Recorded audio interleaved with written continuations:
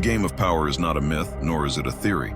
It is a living force that shapes every corner of our world. It is a secret so powerful that once you see it, you can never unsee it.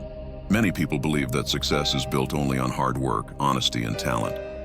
They think the world rewards ability and fairness. But if that were true, then why do so many brilliant, hard-working people remain unnoticed, while others rise to positions of influence and control? The truth is simple: this world does not run only on effort. It runs on power. Power is the invisible current that flows beneath every interaction. It is the unspoken language of offices, boardrooms, politics, and even friendships. Have you ever noticed how, in every group, there are always a few individuals who seem to command attention without trying? Their words carry weight. Their decisions are accepted without question. Their presence alone shifts the atmosphere. This is not luck. This is not coincidence. This is power at work. The powerful never fight openly. They never reveal their true intentions. Instead, they move like shadows, silent, patient, calculating. They study the people around them, reading thoughts, sensing weaknesses, and waiting for the perfect moment to strike. And when they do, their opponent is left stunned, unable to recover. This is the art of control, the mastery of influence, the essence of power. But here is the secret. This power is not reserved for kings, dictators, or CEOs. It is not locked away in the hands of a chosen few. It is available to you. The 48 Laws of Power is not just a book. It is a weapon, a manual that reveals the strategies used by history's most powerful figures, from emperors who ruled nations to business tycoons who built empires.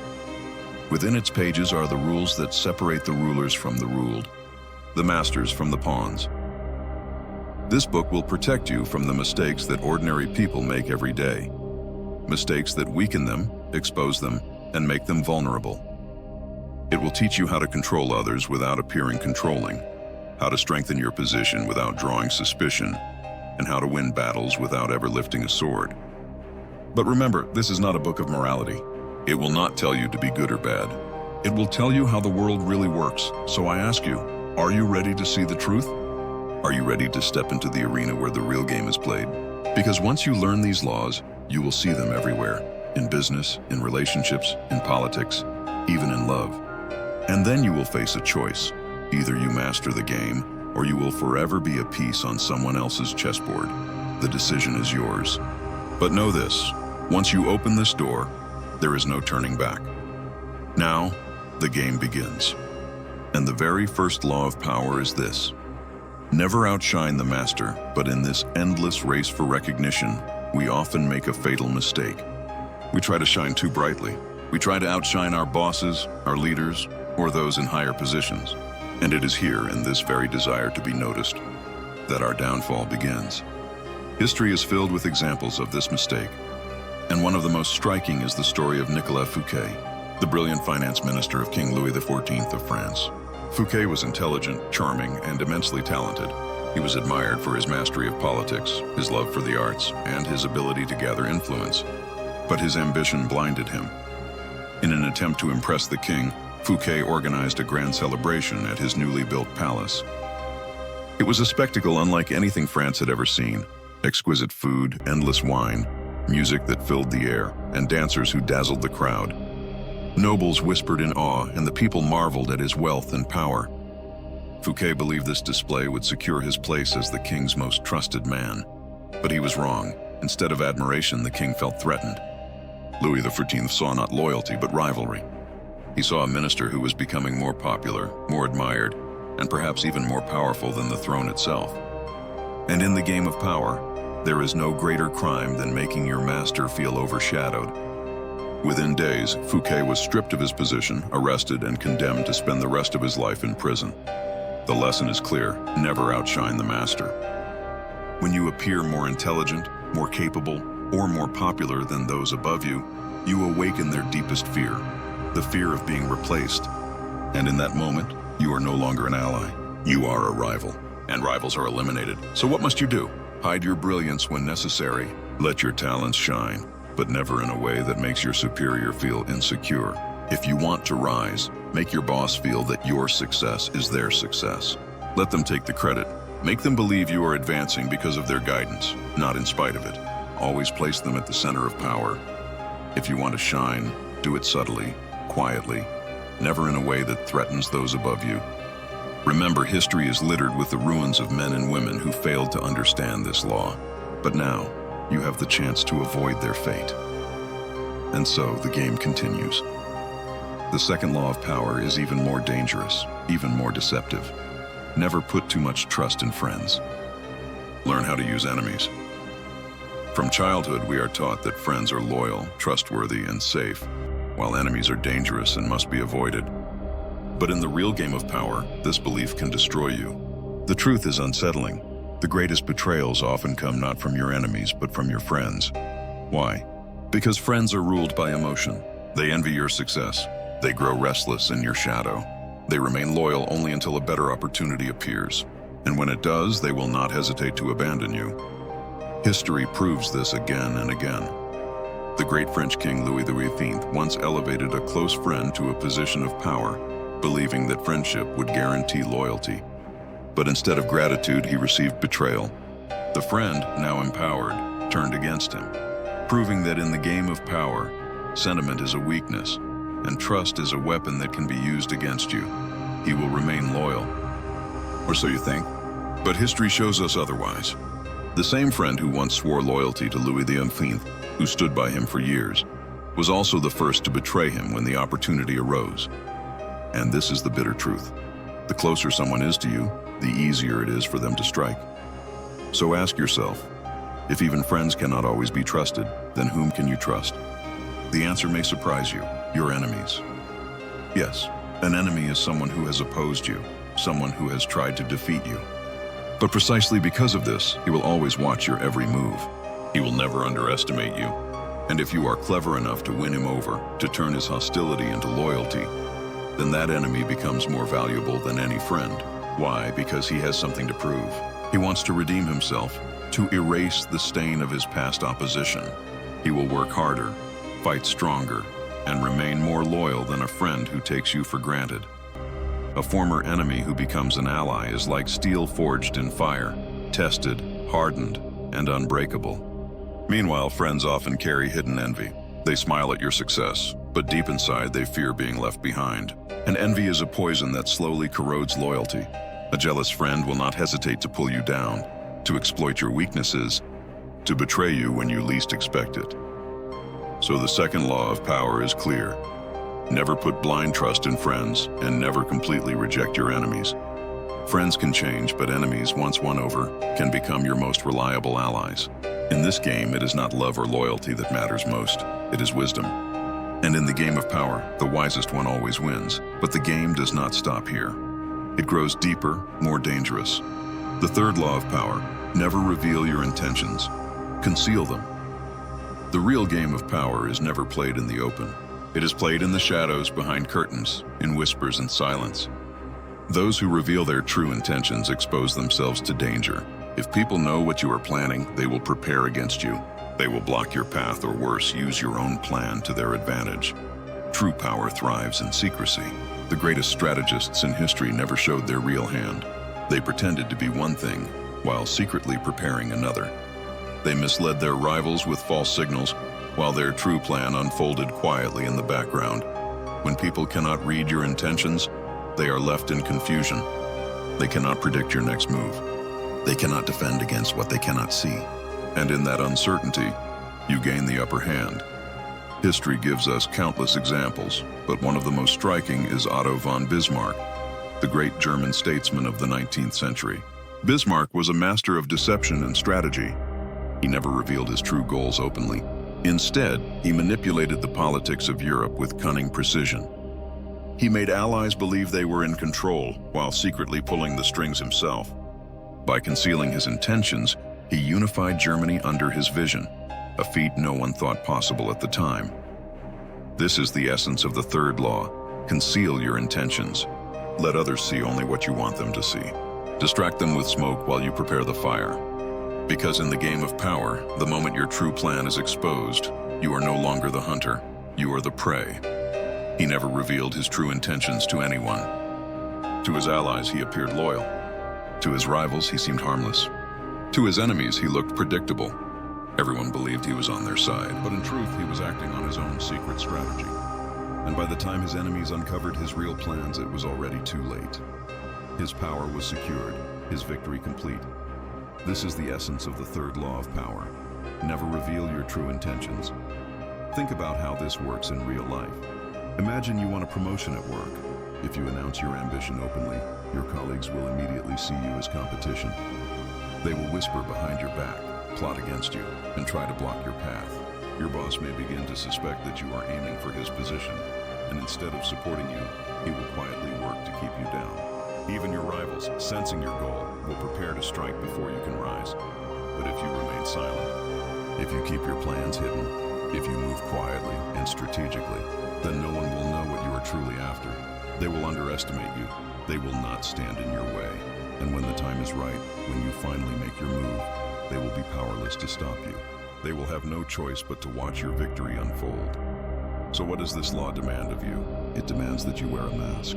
A mask that convinces others they understand you, when in reality they understand nothing. Cloak your intentions in mystery. Distract people with false signals. Let them believe you are harmless, while you quietly prepare your strike. And when the moment comes, strike with such precision and force that your opponent cannot even react. Because only when people are blind to your true intentions can you truly control them. Secrecy is not weakness. It is power. And now, the game moves to the next rule. The fourth law of power. Always say less than necessary. Power is not only determined by your actions, but also by your words. Words can build trust, but they can also expose you. The more you speak, the more you reveal your thoughts, your plans, your fears. And once people know too much about you, they can use that knowledge against you. The powerful understand this. They speak less, but when they do, their words carry weight. Silence creates mystery. Mystery creates respect, and respect creates influence. Speaking too much is not a sign of strength. It is a sign of weakness. The more you speak, the more you reveal. Your words expose your thoughts, your plans, your emotions. And once people know what you are truly thinking, they can predict you, manipulate you, and control you. The powerful understand this truth. They know that silence is not emptiness. Silence is strategy. The less you speak, the more mysterious you appear. And mystery is power. History gives us a perfect example. The great French King Louis XIV, known as the Sun King, mastered this art. At court, when nobles and courtiers asked him questions, he often remained silent or gave only the briefest of answers. His words were few, but his silence was heavy. No one could ever fully understand his intentions, and because they could not read him, they feared him. His quiet nature made him untouchable, his presence commanding. His silence was not weakness, it was dominance. Now compare this to those who speak too much. Words once spoken cannot be taken back. A careless phrase can offend. A secret revealed can destroy alliances. A thought spoken in anger can turn a friend into an enemy. Many have lost power, not because of their actions, but because of their words. And this law is just as relevant today as it was centuries ago. In business, imagine a meeting where one person talks endlessly, explaining every detail, every thought. Soon people stop listening. They take him for granted. But when someone speaks less, when their words are sharp, precise, and rare, everyone pays attention. Silence makes their voice more valuable. In relationships, too, words can be dangerous. In the heat of an argument, people often say things they later regret. Words that wound, words that cannot be forgotten. But the one who remains calm, who chooses silence over reckless speech, holds the true power. Even in the face of enemies, silence is a shield. If people cannot understand your intentions, they cannot plan against you. If they cannot predict your next move, they cannot stop you. Remaining mysterious forces others to live in uncertainty, and uncertainty breeds fear. So what does the fourth law of power teach us? Always say less than necessary. Speak only what is required and no more. Let your silence create mystery. Let your words carry weight. Because silence itself is a weapon, sharper than any sword, stronger than any army. The one who speaks less appears more powerful. If you can control your words, you can also control your power. Remember this truth. Sometimes silence speaks louder than 1,000 words. And now, we arrive at the fifth law of power. Your reputation is your greatest asset. Protect it at all costs. So much depends on reputation. Guard it with your life. In this game, it is not always the richest who wins. It is not always the strongest. It is not even always the smartest. The true victor is the one who possesses the most unshakable reputation. Reputation is the invisible armor that shields you from attack. It is the image that defines your identity in the eyes of the world. How do people see you? Do they trust you? Do they respect you? Do they fear you? Every answer to these questions is tied to your reputation. When your reputation is strong, you don't need to argue. You don't need to prove yourself. Your very name carries weight. People hesitate to challenge you because they know your image is so powerful that any attack against you could destroy them instead. But once your reputation is stained, once doubt creeps into the minds of others, all your hard work, all your strategies, all your victories can collapse in an instant. History gives us a striking example. Napoleon Bonaparte. He was not only a brilliant warrior and strategist, he was a legend. His reputation alone was enough to terrify his enemies. Armies surrendered before the battle even began, not because of his cannons, but because of his name. Napoleon's reputation was his greatest weapon, but reputation is fragile. The moment he suffered his first defeat, the illusion of invincibility shattered. His enemies no longer feared him. His allies no longer trusted him. Confidence in his army crumbled, and the empire he built on reputation began to collapse. His downfall was not just the loss of battles, it was the loss of his image. And this law applies just as powerfully today. In business, if you are known as trustworthy and reliable, people will follow you without hesitation. But if your reputation is tarnished even by a single rumor, it can take years to rebuild what was lost. In your career, if your colleagues and superiors see you as hardworking and capable, opportunities will open before you. But if whispers of incompetence or dishonesty spread, even if untrue, your future can be destroyed. In relationships too, your name is your reputation. It is the reflection of your character in the eyes of others. Once broken, trust is almost impossible to restore. So remember this, reputation is power. Protect it as you would protect your life. Build it carefully, guard it fiercely, and never allow it to be stained. Because in the game of power, reputation is not just an accessory. It is the foundation upon which everything else stands. If someone tries to tarnish your image and you fail to stop them, your influence can vanish like smoke. People will believe rumors more quickly than they will believe your words. That is why the fifth law of power demands, protect your reputation at all costs. It is your strongest shield. Guard it fiercely, for reputation alone can make you an emperor without ever raising a sword. And now, the sixth law of power, court attention at all costs. In this world, if you are not seen, you do not exist. Power belongs to those who can attract attention, those who can stand out from the crowd. The invisible are forgotten. The ignored fade into silence. No one listens to them. No one acknowledges their strength. To remain in the game, you must be visible. You must demand attention. The world remembers only those who make themselves unforgettable. Look at history. The truly powerful never blended into the masses. They created identities so unique, so striking that the world could not ignore them. Napoleon's very name inspired fear. Genghis Khan's presence shook entire continents. Leaders like Louis XIV, the Sun King, wrapped themselves in symbols of grandeur so dazzling that no rival dared to challenge them. In modern times, innovators like Steve Jobs and Elon Musk mastered the art of visibility through bold speeches, dramatic presentations, and eccentric habits that made them impossible to overlook. They all understood one truth: attention is power. King Louis XIV of France perfected this law.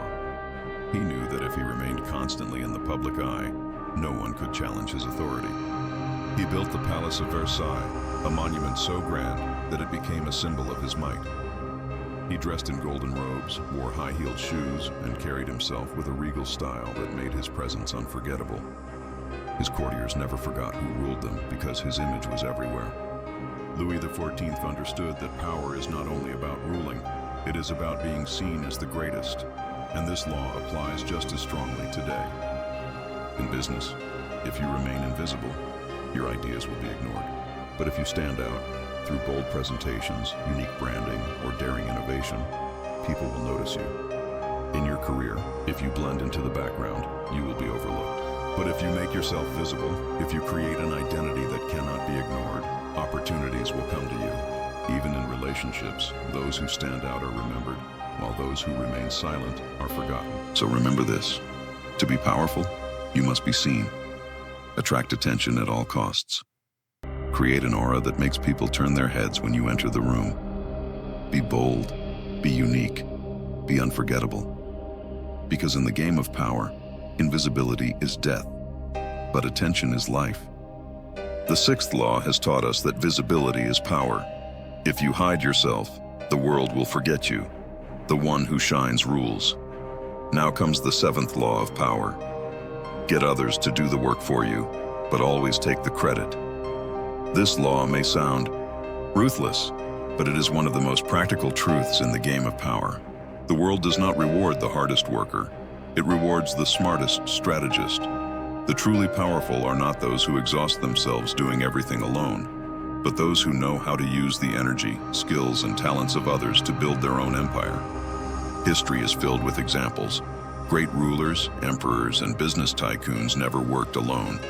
They surrounded themselves with capable people, delegated tasks, and let others sweat and struggle. But when victory came, when success was achieved, it was their name that echoed in the halls of power. The generals fought the battles, but the king wore the crown. The engineers built the machines, but the tycoon became the legend. Consider Thomas Edison, celebrated as one of the greatest inventors in history. His name is attached to the light bulb, the phonograph, and countless other innovations. But the truth is, Edison had entire teams of assistants and researchers working tirelessly in his laboratories. They experimented, they tested, they failed, and they tried again. Edison directed them, guided them, and when success finally came, it was his name that entered the history books. His genius was not only in invention, but in mastering the art of taking credit. This principle applies just as strongly today. In business, if you try to do everything yourself, you will burn out. You will waste your energy on tasks that others could do for you. But if you learn to delegate, to make others work for your vision, your power multiplies. And when the results come, it is your reputation that grows. In your career, if you insist on carrying every burden alone, you will remain stuck. But if you can guide a team, inspire others to work for your goals, and then position yourself as the face of success, you will rise faster than those who try to shine alone. Even in society and relationships, this law applies. People respect leaders who appear to achieve great things, but behind every leader is a network of people working in the shadows. The leader becomes the symbol, the name, the face, while the efforts of others remain hidden. So what does the seventh law of power teach us? Do not waste your strength trying to do everything yourself. Use the skills of others. Direct their energy toward your goals. And when success comes, let the world see your name, not theirs. Because in the game of power, it is not the one who works the hardest who wins. It is the one who takes the credit. Thomas Edison is remembered as the man who gave the world the light bulb. But the truth is, most of the inventions credited to him were the work of the brilliant scientists in his laboratory. Edison's genius was not only in invention, but in harnessing the minds of others, turning their sweat and brilliance into his own legacy. The world remembers his name, not theirs. Steve Jobs, the visionary behind Apple, was not an engineer himself. He did not design the circuits or write the codes, but he gathered the most talented engineers, designers, and thinkers, and then stood at the front of the stage to take the credit. His genius was not in building machines, but in building an image, and the world applauded him for it. This is the essence of the seventh law of power. Get others to do the work for you, but always take the credit. In today's world, this principle is everywhere. In business, successful CEOs and leaders don't do everything themselves. They hire the right people, harness their skills, and then emerge as the face of success. In careers, if you're part of a team, you don't need to carry every burden. If you can guide others, inspire them to work toward your vision, and then position yourself as the leader when success arrives, promotions and recognition will follow. But here lies the subtlety. If you openly steal credit, people will resent you. They will turn against you. The art is to make others feel like they are part of your success, while ensuring that the world sees you as the symbol of victory. Let them feel they are growing, while you quietly build your empire on their shoulders. So remember, in this game, the winners are not those who work the hardest, but those who build their name through the hard work of others. And now, the 8th law of power: make others come to you. Use bait if necessary. The true game of power is not about chasing, begging, or lowering yourself. It is about influence and control. If you run after others, if you crave their attention, you appear weak. But if you hold your ground and draw others to you, you control the terms of the game. When people come to you, you decide the rules. You decide when the meeting happens, how the negotiation unfolds, and what the outcome will be. But if you go to them, you surrender your strength. You show neediness, and neediness is weakness. History proves this. Genghis Khan, the greatest conqueror the world has ever seen, never went to his enemies. He forced them to come to him, to negotiate on his terms, to bow to his power. On the other hand, kings who went to their enemies seeking peace were seen as weak, and their downfall soon followed. In today's world, this law is just as powerful. In business, if you constantly chase clients, they will take you for granted. But if you build your value so high that they must come to you, you gain respect. In careers, if you always run after your boss for recognition, you will be ignored. But if you make yourself indispensable, your boss will come to you. In relationships, if you are always the one calling, texting, and chasing, you will be undervalued. But if you maintain mystery, if you make yourself slightly distant, people will be drawn to you. The key is to build your importance. Make yourself so valuable that people feel incomplete without you. Use bait if necessary. Give them a taste of what you offer, then pull back, forcing them to come closer. Because in the game of power, the one who gives in loses, and the one who draws others to themselves is the one who truly rules. And now, the 10th law of power: avoid negative and unlucky people at all costs. There are two kinds of people in this world: those who lift you up and those who drag you down. Those who radiate success, positivity, and energy, and those who carry failure, misery, and misfortune like a shadow. Negativity is contagious. Spend too much time with people who complain, who see themselves as victims, who are always unhappy, and their thinking will infect you. Their energy will drain yours. Their failures will become your failures. History is full of warnings. Napoleon, who once conquered half the world, began to lose when he surrounded himself with weak advisors and negative influences. Louis XV of France trusted the wrong companions, people who were incompetent and unlucky, and it led to his downfall and his execution. On the other hand, those who chose their company wisely always rose higher. Alexander the Great surrounded himself with brilliant warriors and wise philosophers, and together they made him invincible. Modern leaders like Warren Buffett and Elon Musk carefully choose to work only with positive, visionary minds, and that is why they continue to succeed. In today's world, this law is critical. In business, if you surround yourself with complainers, your own thinking will become limited. But if you surround yourself with ambitious, positive people, you will grow with them. In relationships, if your friends constantly create drama, pull you down, or envy your success, you must distance yourself. True friends are those who lift you higher, not those who drag you into their misery. And beware of enemies disguised as victims. Some people will come close to you, not because of their misfortune, but because they want to pull you down. They envy your success and want to infect you with their negativity. Remove them from your life before they destroy you. So the 10th law of power is clear. Stay away from the unhappy and the unlucky. Surround yourself with people who radiate success, positivity, and energy.